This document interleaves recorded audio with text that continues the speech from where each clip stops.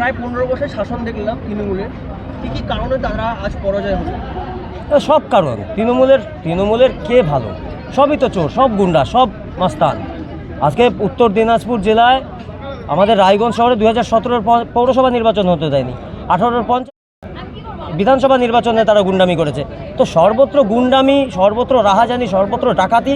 আর তার মধ্যে মা বোনেদের উপরে যেই হারে অত্যাচার হয়েছে বিগত 15 বছর ধরে, মমতা ব্যানার্জি সবসময় ধর্ষকদের পাশে থেকেছে, ধর্ষিতার বিরোধিতা করেছে, ধর্ষকদের হয়ে সাফাই গিয়েছে, ধর্ষিতাদের বদনাম করেছে।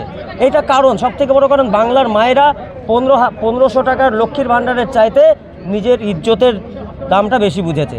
বেকার যুবক যুবতীরা যারা বিগত 15 বছর ধরে চাকরি পায়নি, এই রাজ্য থেকে পরিযায়ী শ্রমিক হিসাবে বাইরের রাজ্যে গিয়ে কাজ করতে হয়েছে, যাদেরকে নিজের পরিবার ছেড়ে যেতে হয়েছে, নিজের বাবা মাকে ছেড়ে যেতে হয়েছে, বউ বাচ্চাকে ছেড়ে যেতে হয়েছে, এই জয় তাদের জয়। এই সমস্ত কারণ, চাকরি চুরি, বালি চুরি, গরু চুরি, কয়লা চুরি, সমস্ত চুরি, চোর চোর চোর, তৃণমূলের সব চোরগুলো ছিল।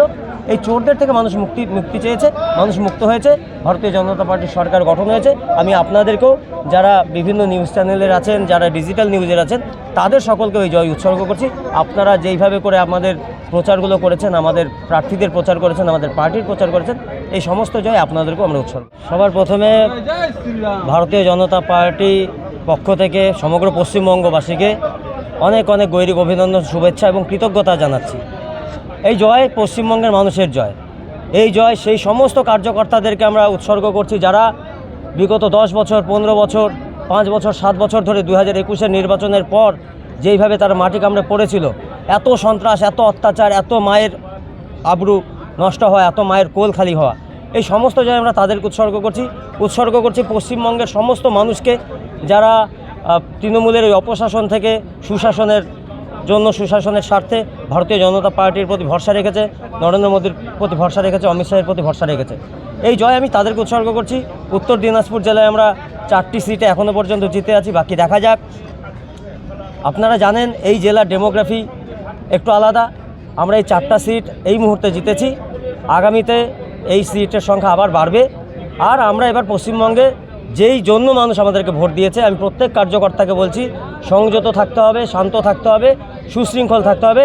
মানুষ আমাদেরকে সুশাসন দেওয়ার জন্য ভোট দিয়েছে, মানুষ আমাদেরকে শান্তির জন্য ভোট দিয়েছে, শান্তির পক্ষে আমাদেরকে থাকতে হবে, মানুষের সাথে, মানুষের পাশে থাকতে হবে। আমি এতটুকুই বলবো। আজকে সবার জন্য আমি এই জয় উৎসর্গ করছি, পশ্চিমবঙ্গের প্রত্যেক মানুষের কাছে উৎসর্গ করছি। আর সেই সমস্ত কার্যকর্তাদেরকে উৎসর্গ করছি যারা বিগত 15 বছরে তৃণমূলের হাতে খুন হয়েছে।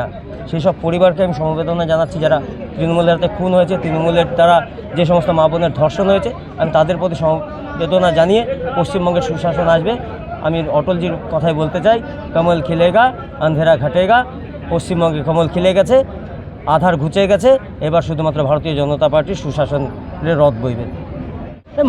বাংলার মানুষ ভাতা নয়, বাংলার মানুষ ভাতা বা বাংলার মানুষ এই ভিক্ষা চায় না। বাংলার মায়েরা লক্ষ্মীর ভাণ্ডারের বিরুদ্ধে ভোট দিয়েছে, তারা চেয়েছে তাদের ইজ্জত, তাদের সম্ভ্রম, তাদের সম্মান, সেই ভোটটা তারা দিয়েছে।